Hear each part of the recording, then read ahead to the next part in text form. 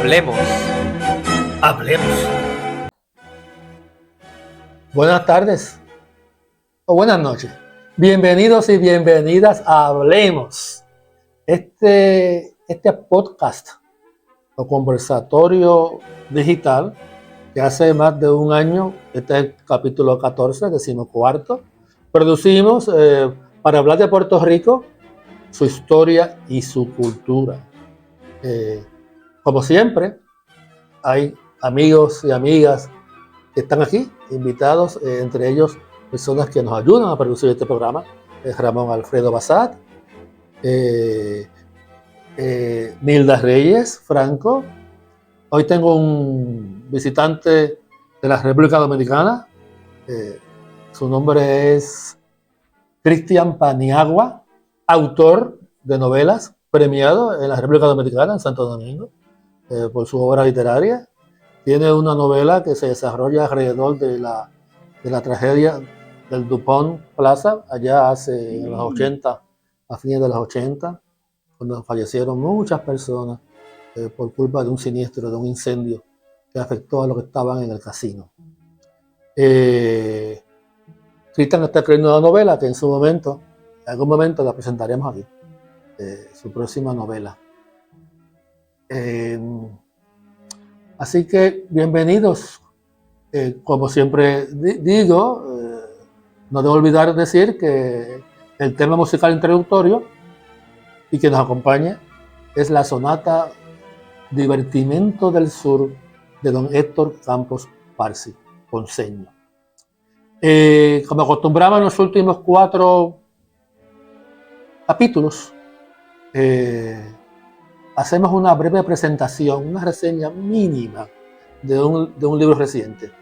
En este caso le pido a mi amigo, productor, Ramón Alfredo Bassat, que nos hable de este libro recién salido, que es sobre la vida y la obra de don José Celso Barbosa.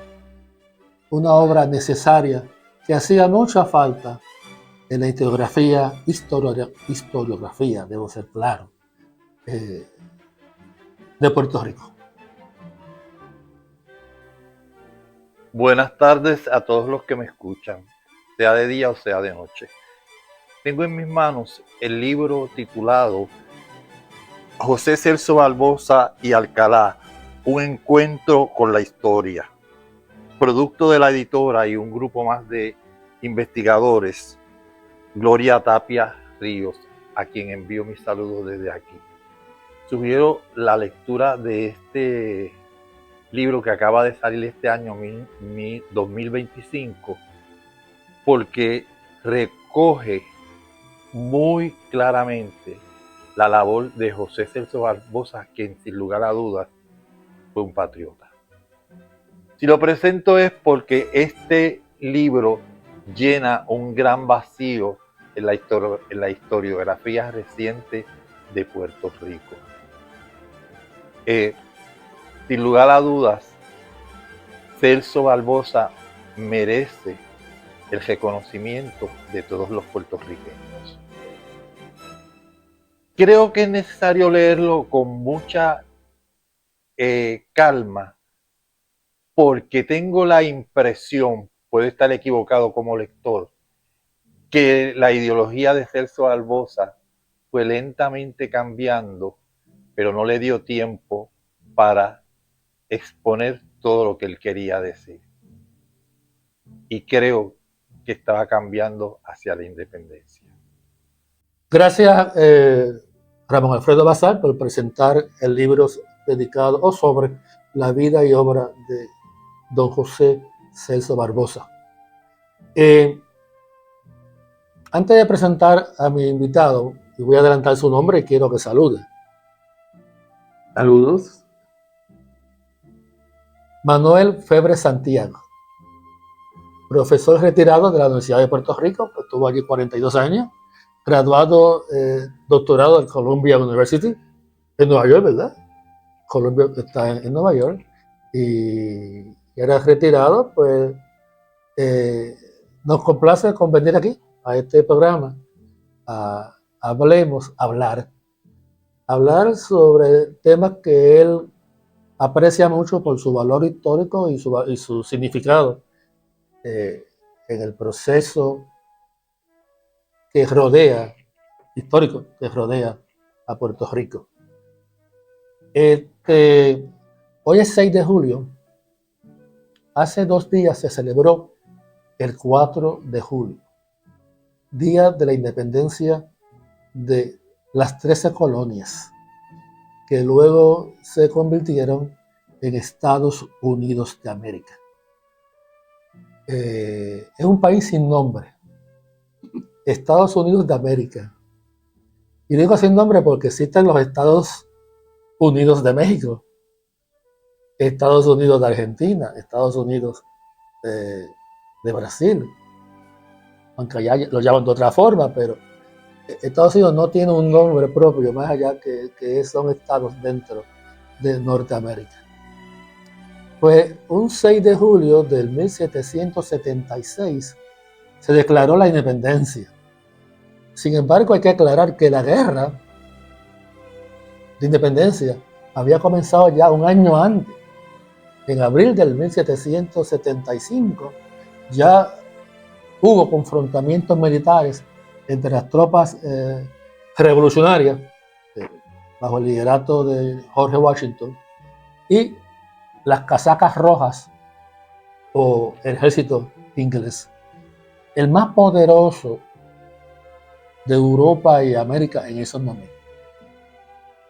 Pues esa guerra de independencia que comienza en la batalla de Lexington del 75 se extiende hasta el 1783.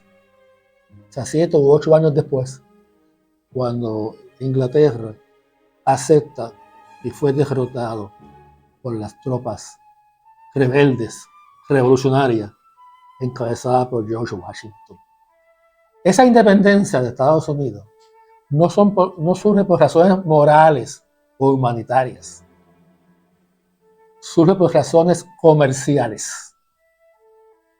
Después de un siglo bajo el dominio inglés, se dan cuenta los colonos norteamericanos, que no solamente eran ingleses, también allí habían franceses, habían alemanes, habían belgas. Deciden que ya no era conveniente económicamente, por lo menos el sector, el liderato, los comerciantes, entre ellos uno de los más ricos, agricultores ricos, terratenientes ricos, entre ellos George Washington, que era uno de los más, o era quizás el más rico terrateniente en ese momento. Pues la oposición, el repudio a los impuestos, valga la redundancia, los impuestos establecidos por la corona inglesa, que en aquel momento estaba como rey uno que tenía problemas mentales, Jorge III. Jorge III, aunque fue el parlamento británico, porque ya para entonces los reyes tenían muy poco poder. Ya el poder no era aquel poder de Enrique VIII, que decapitó a 3 mujeres, y a Tomás Moro y a otros más, por su propia voluntad o su mera voluntad. O aquella Isabel I, que dicen que nunca se casó, la reina virgen la decían. Ya eso pasó. La corona británica estaba realmente gobernada por el parlamento. Y ese parlamento le impuso impuestos a las 13 colonias para recuperar los gastos que llevaban casi a la quiebra al país debido a la guerra de los 7 años que tuvo con Francia por razones imperialistas. ¿Quién dominaba qué? Así que desde entonces, desde el principio del siglo XVIII, el imperialismo ha sido la sombra que gobierna, decide y modifica los procesos históricos. Para hablar de eso, está aquí el profesor retirado, que ya mencioné, Manuel Febre Santiago, profesor retirado, repito, de la Universidad de Puerto Rico. Gracias, Manuel. Manolo, le decimos. Manolo, antes que siga, estás impaciente, lo sé, porque hay que hablar. Manolo es de Carolina, mi pueblo natal. Es de Carolina. Y lo conozco hace más de 50 años. Cuando en aquel momento decían la mala lengua que era comunista. Era comunista de nombre conocido. Hace 50 años ya Manolo tenía la fama de creer en el comunismo, en el socialismo, injustificadamente. Pero así son a veces los pueblos pequeños. Manolo, gracias por estar aquí. Bien, mi placer, gracias por invitarme. Tenemos ante nosotros un tema amplio, complicado, que podríamos hacer muchísimos episodios de esto y hasta un seminario solamente en el tema del imperialismo occidental y sus implicaciones. Yo quisiera centrar lo que pueda decir aquí en tres cosas. La relación de la esclavitud con el progreso y el surgimiento de la modernidad o de la industrialización. Ese crecimiento de la industrialización y su producción es lo que va a llevar a los países que meramente tenían colonias y participaban en el tráfico de esclavos, los va a llevar a ser posiblemente los países más avanzados desde el punto de vista económico e industrial. Y la esclavitud y la trata de negros fue posiblemente la fuente principal de ese capital primitivo que permitió que se estableciera la industrialización o la sociedad moderna. Con mucha frecuencia, demasiada frecuencia. Esa aportación del tráfico y el trabajo de los esclavos es demasiado frecuente que se omita o se excluya. Se suele referirse a los esclavos como que pues unas personas que estaban subjugadas y que sufrían pero nadie o muy pocos, tanto escritores como maestros, público en general, omiten el rol que jugó la institución de la esclavitud en la creación de la sociedad moderna. Se obtiene unas ganancias inmensas en ese tráfico de esclavos que se le llama frecuentemente el comercio triangular. Triangular porque tiene tres patas. África, la fuente de mano de obra para los trabajos en todo el hemisferio occidental. Segundo, el Caribe y las otras partes de América que sí participaron en la esclavitud. Y tercero, Europa. Ese triángulo se le llama comercio triangular que duró por cerca de 4 siglos, que representaron la acumulación del capital necesario para fundar la sociedad capitalista industrial moderna. Así es que la esclavitud no es nada menos que la institución y la actividad que produjo el capital primitivo inicial que dio paso a la sociedad moderna, a la industrialización. Manolo, yo he usado aquí con frecuencia la palabra imperialismo. En otros capítulos la he usado, pero creo que nunca la he definido. Me temo que lo digo dando por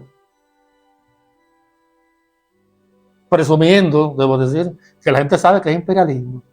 Y yo creo que mucha gente no. Una palabra debemos definirla. Yo me atrevo a una definición bien simple. Imperialismo es cuando un país poderoso impone su poder sobre países pequeños para arrebatarle su tierra para fines muchas veces bélicos y para quitarle sus recursos naturales, sus riquezas, su oro, su cultivo, sus frutos naturales, para el beneficio del país imperial, del país poderoso. Eso es imperialismo. Es un fenómeno político-económico, socioeconómico. Y cuando decimos imperialismo no estamos diciendo nada que sea, bueno, es malo. El mundo sería distinto sin imperialismo. Pero yo creo que esa definición, ¿cómo tú defines imperialismo? Para seguir entonces hablando de eso. Me parece bien para comenzar, pero que hay que abundar en la dimensión económica, sobre todo cuando hablamos del imperialismo más moderno, más reciente, porque se monta el imperialismo después del desarrollo de la industrialización y el capitalismo en los países de Europa y Estados Unidos acá en el hemisferio occidental. La acumulación de capital que se produjo mayormente de la actividad del comercio triangular, el esclavismo, surge a la vez con la industrialización. La industrialización que llega a unos niveles de producción tan altos comparado con lo que se hacía antes, que los países poderosos tenían que buscar nuevas o expansiones al mercado que tenía o nuevos mercados para poder salir de la producción. Fíjense qué fenómeno interesante. El problema de los países más desarrollados en el siglo XVIII y XIX es dónde van a conseguir los consumidores que necesitan para absorber su sobreproducción. Y esa es la última etapa de la más moderna del imperialismo, que se dominan los otros países en búsqueda de mercados, nuevos comercios, donde pueda absorberse la producción grandiosa, en gran cantidad de los países capitalistas más desarrollados.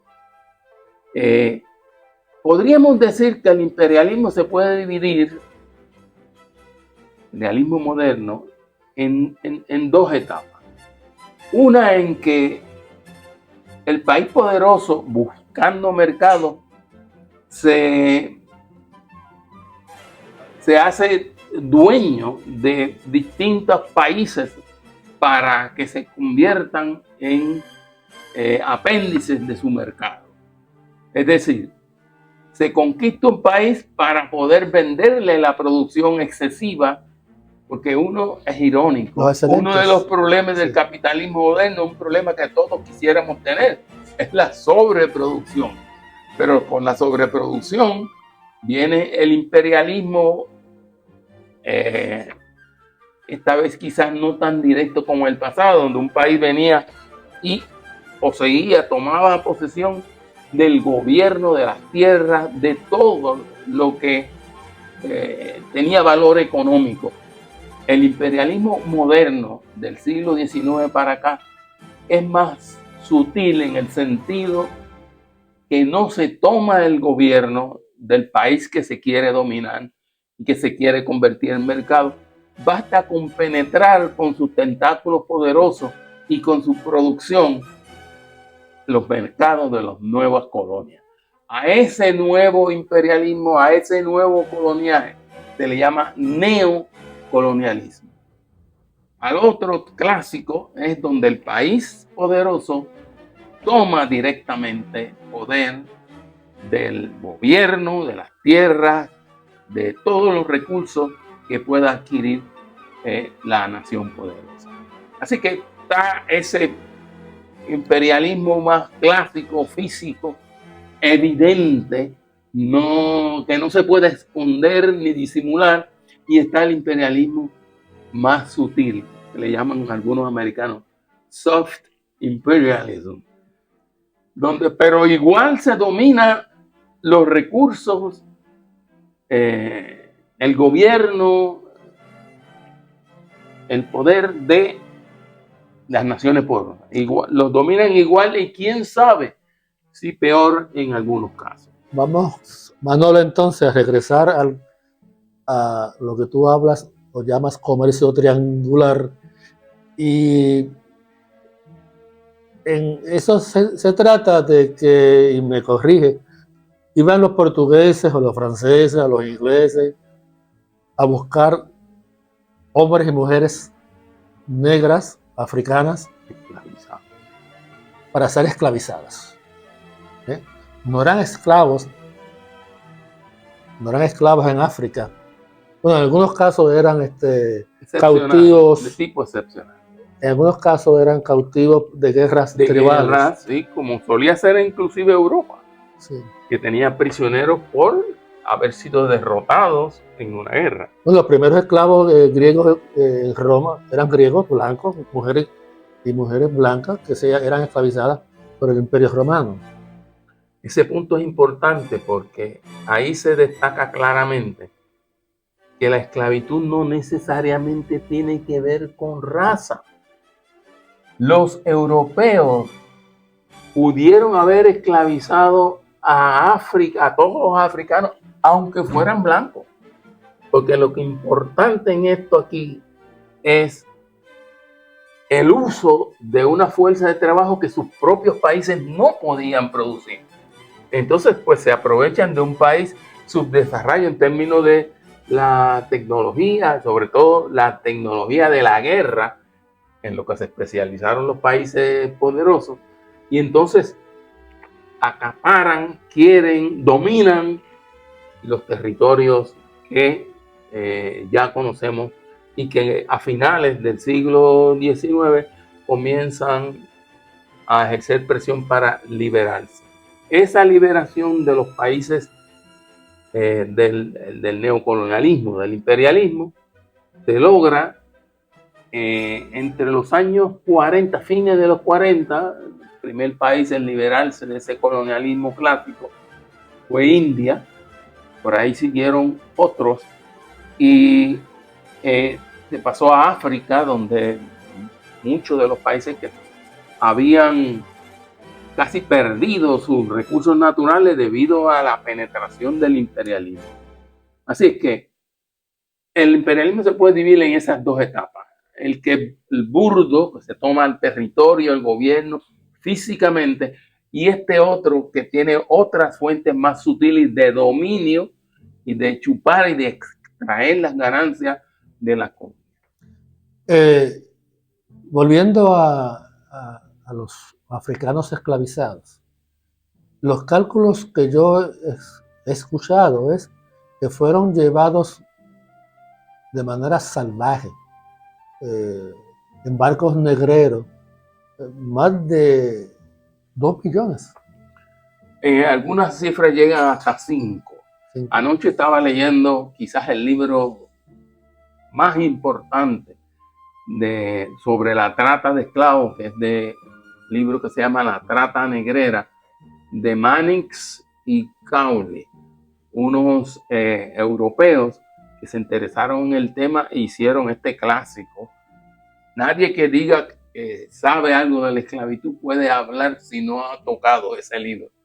Lo mismo pasa con el otro, que es el clásico ya de un autor caribeño muy cercano a los que sufrieron la esclavitud, que es Capitalism and Slavery, de Eric Williams. Esas dos obras son quizás las más importantes para entender de fondo el proceso de la esclavitud. Ese tráfico se extiende desde el siglo XVI, del siglo XVI hasta bien avanzado el siglo XIX. Sí. Porque recuerdan que hasta la Guerra Civil Norteamericana culminó con la abolición de la esclavitud a mediados de la década del 1860. Pero la cosa no terminó ahí. Como todos sabemos, después de la abolición continuó la opresión hacia los sectores negros. Y entonces ya para esa etapa sí se había consolidado el racismo, se había desarrollado una ideología que decía que si es esclavo ipso facto son negros inferiores.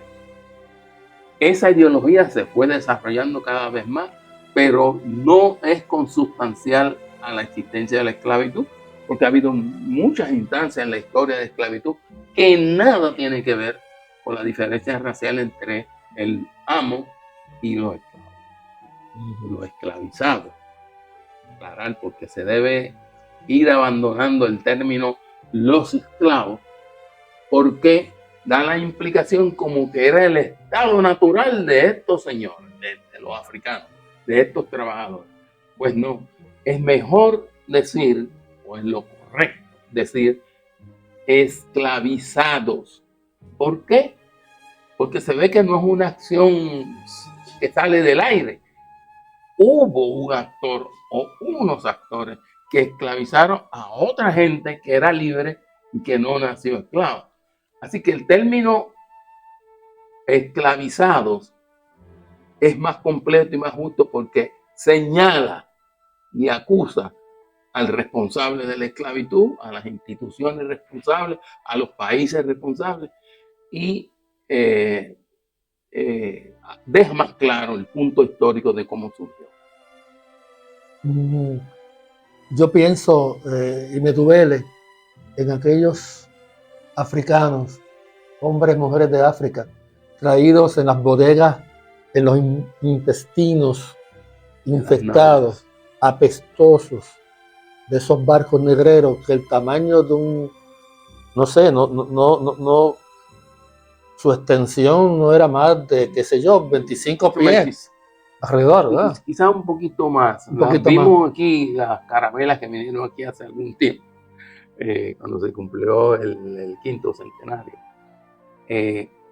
Poquito más grande, ¿no? Podría ser 20, 30 metros, algunos más pequeños, otros más grandes. Pero en el espacio de abajo, la parte más baja del barco, en la bodega donde venían también los materiales para sostener la vida de los marinos y de los propios esclavizados. Y eran cámaras sin flujo de aire fresco. Muchos millones murieron a través de esos 4 siglos en esos espacios donde se transportaban los esclavos cuerpo con cuerpo, encadenados, con muy poca movilidad, al punto que en algunos momentos, cuando se enfermaban, esas condiciones propias propicias para producir esas enfermedades, los capitanes decidían, si algún negro estaba muy enfermo, sencillamente se tiraban por la borda como comida para los tiburones. Un viaje de esos barcos duraba entre 35, 40 días, todo depende de dónde hacía escala, en esos 40 o 50 días. Bueno, el viaje de Cristóbal Colón a las islas de Bahamas duró 35 o 36 días por ahí, a partir de su salida de Islas Canarias. Así que con buen viento y un barco liviano. Esos barcos repletos de personas esclavizadas, hombres y mujeres, pesados, pues probablemente tomaba ese viaje 50 o 60 días. En esas condiciones estaban dentro de esas bodegas, sin aire fresco, sin buena alimentación, encadenados de pies a manos, unos a otros, en estrechos, minúsculos espacios, sin movimiento, de pensarlo nada más. Todas esas condiciones es horroroso. Promovían la enfermedad y la propagación más rápida de las enfermedades que contraían pues los africanos que venían en esas condiciones. Ahora, esas personas esclavizadas sigo el consejo del profesor, no usemos esclavos. Los esclavos parece ser un atributo de la persona. No eran esclavizados, eran gente libre que fueron esclavizadas. Esos de 2 a 5 millones de personas esclavizadas son los que trabajan y laboran para producir el capital que enriquece. El capital que hizo posible la fundación de las naciones industriales de Europa. Por eso los economistas le llaman el capital primitivo, el capital original sobre el cual se fundó el capitalismo europeo y norteamericano. Es decir, sin ese capital primitivo, sacado principalmente del comercio triangular, de la explotación de los esclavos o de los esclavizados, no se hubiera conocido la sociedad moderna, o se hubiera tardado quizás un par de siglos más, porque hubieran tenido que buscar otras fuentes de ganancia o ampliar la extensión de la agricultura por todo el globo para poder conseguir el equivalente del capital que se sacó de la trata negrera. Así que ese es uno de los puntos que yo quería recalcar, porque demasiadas veces se omite y yo creo que debe tomarse en cuenta, porque cuando se habla de los esclavizados, se habla como si no hubieran hecho ninguna aportación y como que lo único que hay que resaltarles es lo mucho que sufrieron. No, es lo mucho que produjeron para facilitar lo que tenemos hoy. Sin el comercio triangular no hubiera habido este capitalismo, o hubiera surgido mucho más tarde o mucho más limitado. Ok, llevaban a las personas esclavizadas a los puertos de Norteamérica y Sudamérica y del Caribe, Cuba, Puerto Rico y el sur de los Estados Unidos. El sur de Estados Unidos. ¿Y qué se traían luego, una vez que llegaban al puerto de América, de las Américas? ¿Qué se llevaban a cambio? Bueno, esa es una muy buena pregunta, porque se quedaría todo cojo si no se dice cuál era la fuente de cuáles eran los productos que produjeron ese capital primitivo. El más conocido es el azúcar. El más conocido es el azúcar, que se concentró en el Caribe. El Caribe y el azúcar y la esclavitud estuvieron siempre uno muy cerca del otro. Pero también otros productos como tabaco, frutos menores, algún trabajo de minería, claro, en los países que había esos recursos, pues también usaron los esclavos, los negros esclavizados en esas circunstancias. Así es que la esclavitud está estrechamente vinculada con toda la modernidad, y eso es una cosa que demasiadas veces se olvida. Nosotros lo consideramos muy, muy injusto. Es como omitir quizás el factor productor más importante que aportó a la producción del capital primitivo. Entonces, cuando llevaban los barcos, esos barcos negreros, luego se convertían en barcos mercantes. Algunos de ellos, otros eran barcos mercantes todo el tiempo. Llevaban el azúcar, el tabaco, el café, los frutos menores a los mercados en Inglaterra, en España, en Francia, en Bélgica. Y una vez que llevaban allí, regresaban a África. El producto iba a Europa, a las grandes capitales, y en ocasiones pues también Estados Unidos, pero no con igual impacto o cantidad. Esos productos son los estímulos que produce más tarde la industrialización. Imagínense ustedes, Inglaterra es un país relativamente pequeño cuando lo compara con las colonias que tuvo Inglaterra. Yo recuerdo que yo le explicaba a los estudiantes, y era muy efectiva aparentemente esta explicación, la proporción de productos que llegaba a Inglaterra era abismal. Y yo la comparaba con la película Independence Day. Para donde quiera que miraran los británicos, los franceses, mira, arriba estaba el producto que llegaba de América, y si no lo procesaban, lo perdían. Así que había una presión real de tener que trabajar y procesar esos productos. Y de paso, en ese procesamiento es que se crea la industria nueva, las nuevas inversiones, construcciones. Los barcos eran producto de las ganancias del tráfico mismo. Es decir, que es toda una situación, un complejo de situaciones que están muy atadas unas con otras. Y omitir eso es hacer una injusticia o hacer una historia muy pobre. Estados Unidos se independiza en el 1783. Bueno, la guerra termina en el 83. El 83. Elaboran en el 1786, producen y adoptan su constitución, que hablaba de libertad, que hablaba de algunos derechos humanos. Bueno, la Constitución no hablaba de derechos humanos. Eso vino después. Eso vino 3 o 4 años después con las enmiendas a la Constitución. La Constitución del 1786 lo que hablaba era de la forma del gobierno, ¿verdad? 3 poderes. El individuo viene después. El reconocimiento de los derechos de los individuos, de las comunidades y todo eso.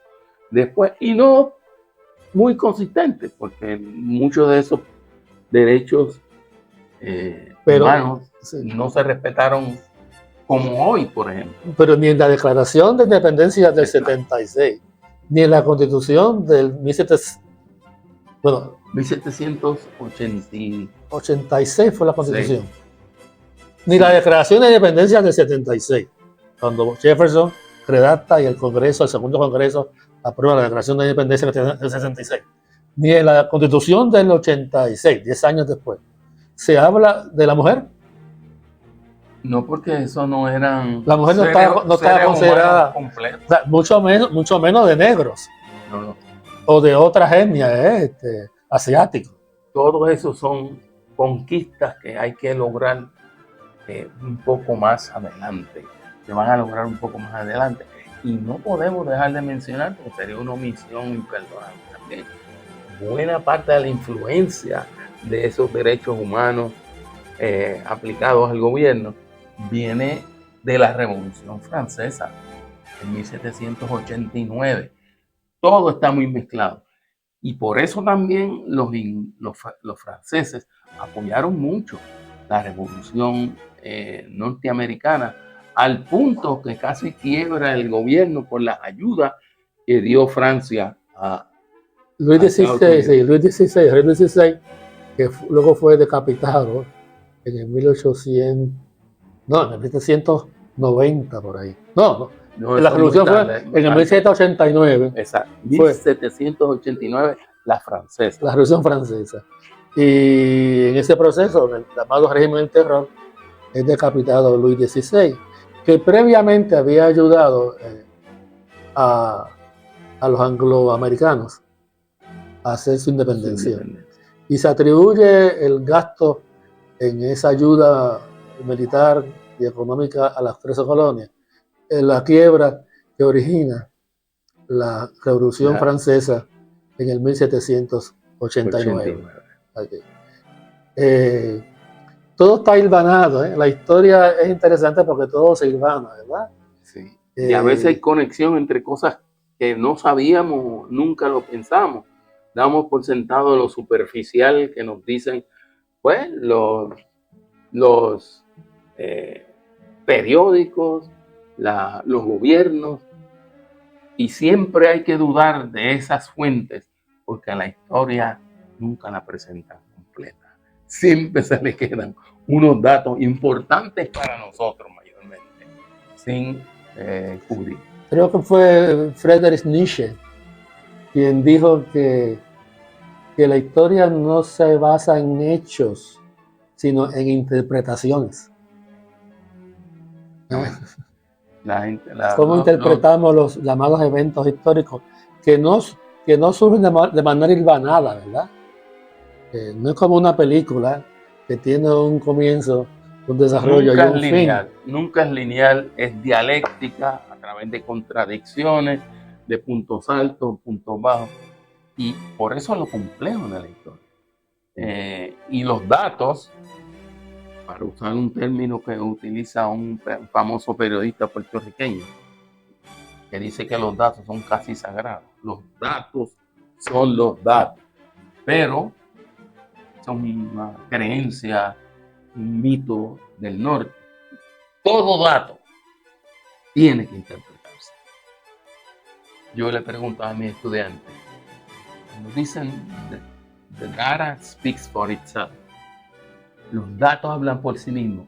¿Alguno de ustedes ha visto un dato hablando? Los datos no hablan en sí mismos. Siempre tiene que venir el humano a interpretarlo y ahí entran sus valores, sus intereses, sus preferencias. Así que hasta los datos presentados hay que tomarlos con pinzas porque muchos están pintados del color de lo que cree y le interesa al escritor. Ahora, te pregunto, volviendo un poco al imperialismo, ¿verdad? ¿Por qué las colonias no se enriquecen? Ah, o sea, bueno. ¿por qué? Aquí existe la idea, hablando de mitos, que Puerto Rico está muy bien. Que Puerto Rico está saludable económicamente. ¿Y por qué no ha habido desarrollo económico en Puerto Rico? O sea, la pregunta es, ¿por qué las colonias no se enriquecen aunque están bajo el dominio de grandes países ricos? Porque la fuente principal, como acabamos de decir, de toda la historia del comercio triangular y cómo se hicieron ricas con esas ganancias los países esclavistas, todo desarrollo, el protagonista de todo desarrollo económico es el capital. ¿Y qué es el capital?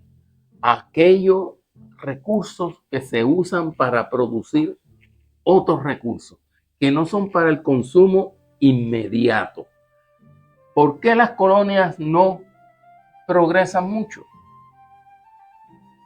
Sencillamente porque el progreso de ellas en cierta parte va en contradicción directa con el objetivo del colonizador, que es sacar capital para su propio desarrollo comercial o industrial.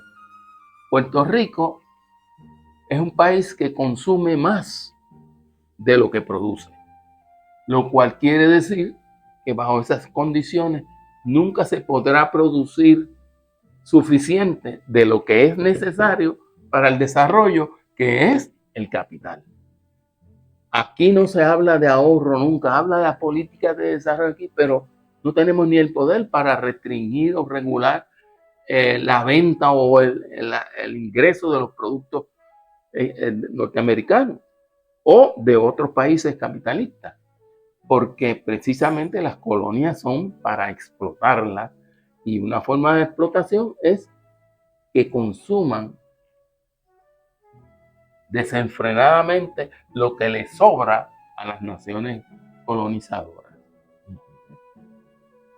Es costumbre en este espacio incluir que desde fuera de la cámara, más allá de la cámara, hablen los que están aquí, los visitantes. Aquí está, como ya apareció primero, Ramón Alfredo Bazar, aquí está Cristian Paniagua, aquí están Adrián Siaca, que es el director técnico. Pregunto si tienen alguna pregunta, dado a base de lo que se ha comentado aquí o se ha discutido. Sí, hombre, para que parezca de verdad un diálogo. Sí. Bazar, que es Cristian. Cristian viene de la República Dominicana, un país heroico. La República Dominicana es el único país en el mundo que ha hecho su independencia 3 veces. 3 veces ha luchado por su independencia. La primera en 1844, la segunda en 1860, 61, 62, 63, cuando intentó España volver a tomar a la española. Cuando la restauración. Y la restauración. Y luego, cuando Estados Unidos, bajo la presidencia de Grant y con la presidencia aquí en Santo Domingo, o República Dominicana, de Buenaventura Báez, intentó Estados Unidos anexar a la República Dominicana. Ahí fue la tercera ocasión que tuvieron que pelear por su soberanía. Pero una cuarta en el 65. Ahora reciente. Muy bien, en el 75, Sí, cuando hubo una intentona porque 42.000 soldados de Estados Unidos invadieron la República Dominicana y se instalaron allí para imponer un criterio que no se le dio. Y el pueblo se armó y tuvieron que salir. después de 30 años bajo la dictadura de Trujillo, y cuando intentan por fin salir de Trujillo y sus herederos, y ahí viene la revolución del 65, y entonces Estados Unidos vuelve contra el pueblo dominicano para quitarle el derecho a cambiar el dominio de trujillistas y de norteamericanos. Y casi lo logran porque dejaron allí a un pichón de Trujillo llamado Balaguer. Lo dejaron y lo instalaron allí. Y el que surgió, el que quería el pueblo, que era Juan Bosch, lo quitaron. Tuvo que exiliarse en Puerto Rico. Estuvo en Puerto Rico. Con la anuencia de ese ejército que fue allí para apoyar que no volviera. Porque el pueblo quería que instauraran, que volviera Juan Bosch. Y ese ejército fue allí para impedir que eso no se diera. Y se impuso porque se quedó Balaguer por muchísimos años más. Y pero poco a poco la cosa se fue resolviendo y resultó que Balaguer fue cayendo el tiempo, lo fueron poniendo el tiempo y se consiguió más o menos una libertad a media, una independencia que no es completa, pero que se puede disfrutar. Ellos la disfrutan plenamente allí los dominicanos. Pueden decir que tienen un país libre y soberano. Bajo un nuevo colonialismo. Un neocolonialismo moderno disfrazado, porque ahora es el Banco Mundial el que gobierna. El capital y el imperio buscan todas formas sutiles a veces y otras veces descaradamente de dominar y chupar el capital de las naciones indefensas. ¿Cómo se explica esa fiesta de independencia que hubo hace poco? Aquí. Tan pomposa en Estados Unidos, gastando tanto dinero, con esos aviones P-52 sobrevolando y todo eso, y las personas de Medicaid suplicando que le suban algo, que le aumenten algunos beneficios. Eso no tiene sentido. Bueno, estamos en una contradicción mayor de este siglo, donde pues tenemos un presidente que se vanagloria de aspirar a ser el hombre fuerte de Estados Unidos. No importa lo que se pierda en el medio. Y si lo que se pierde tiene que ver con gente pobre, inmigrantes, negros, latinos, pues poco importa. Poco importa. ¿Cómo explicar esa contradicción? No está fácil, amigo. Eso es harina de otro costal. Fíjate, Estados Unidos ha tenido la suerte de en sus momentos difíciles a tener grandes líderes a la cabeza. Durante la Guerra de Independencia, en esos primeros años, tenían allí a Madison, a Jefferson, a Adams, a Washington, los padres fundadores. Todos riquitos y hombres blancos. Sí, pero también inteligentes, muy inteligentes. Sí. Cuando surge la posibilidad de la división, la secesión, cuando los estados del sur se quieren separar de los estados del norte, allá hay una figura muy importante que se llama Lincoln, se llamaba Abraham Lincoln, que hizo dentro de su política lo aparentemente correcto. Quizás otro presidente con menos calibre hubiera aceptado una mogolla o la división. Un pacto de parte sí libre los del sur y parte no. Pero es Lincoln el que establece la doctrina Lincoln, que no se dice así. La doctrina Lincoln dice, una vez adentro, no hay salida a menos que haga la guerra y la ganes. Ahora, en un momento crítico de Estados Unidos, yo creo que no tienen un buen líder a la cabeza. Sin duda. Y eso puede ser el principio del fin. Y un líder que no le importa los cimientos y precedentes constitucionales. Fundamentalmente, pocas personas lo dicen así. Ese señor presidente actual de los Estados Unidos es un inculto. No tiene suficiente cultura para manejar ni siquiera de lejos. Así es que es difícil explicar racionalmente la presidencia y las acciones de Trump en estos momentos. Pero menos mal que no puede volver a postularse, porque solo dos términos. Y fíjate, aunque John F. Kennedy no es santo de mi devoción, sin embargo debo aceptar que allá en el 1962, la crisis de los misiles, creo que un poco su astucia, 1962, gracias. 1962, estamos hablando del siglo XIX y nos quedamos en el siglo XIX. 1962, la crisis de los misiles en Cuba, gracias a un poco a la sabiduría política de Kennedy, pero mucho más a la sabiduría de Khrushchev, de Nikita Khrushchev. Que Su sabiduría fue candidato a premio Nobel. Se evitó un holocausto nuclear en el siglo, a mitad del siglo XX, 1962. Así que hay que añadir a Kennedy entre esos presidentes sabios que han estado en Estados Unidos. Quizás por eso lo mataron, porque éramos quizás.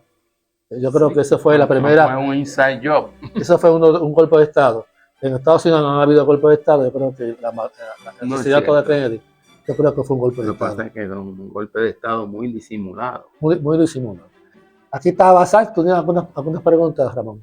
Sí, yo pregunto, no sé si esto es para dar paso para otro programa. Todo lo que usted muy sabiamente ha explicado no es más que la antesala del derrumbe total de ese poderío a largo tiempo, o es el fortalecimiento para hacer cosas. Yo no descarto en ningún momento que Estados Unidos y su poderío y si tiene gente tan inepta para ese puesto, que haga más atrocidades. Yo no subestimo esa capacidad. Se puede dar. Así es que no me sería extraño. O sea, que habría que es clave quién viene después de ese y a qué está dispuesto a someterse. Bueno, no sé, ya van más de 40 minutos hablemos. En esta ocasión hablamos de la independencia de Estados Unidos, hablamos del comercio triangular, que todo eso está relacionado, ¿verdad?, como parte de los fenómenos que dio paso al imperialismo que hoy seguimos sufriendo, ¿eh? Países poderosos que controlan el mundo, aquí, allá, en Asia, en el Medio Oriente, lo que está pasando en Palestina, en Irán y en otros lugares de África. Y así que seguiremos hablando. Para esto es este programa, para hablar. Dime, Basal, ¿tienes otra pregunta? Ese triángulo no se ha convertido en estos días en un círculo. Es un negocio redondo. Es una buena figura. Bueno, pues gracias, profesor Manuel Febre Santiago, por estar aquí en Hablemos. Bien, gracias por la invitación. Ha sido un placer para mí aportar alguito al debate. Buenas tardes o buenas noches.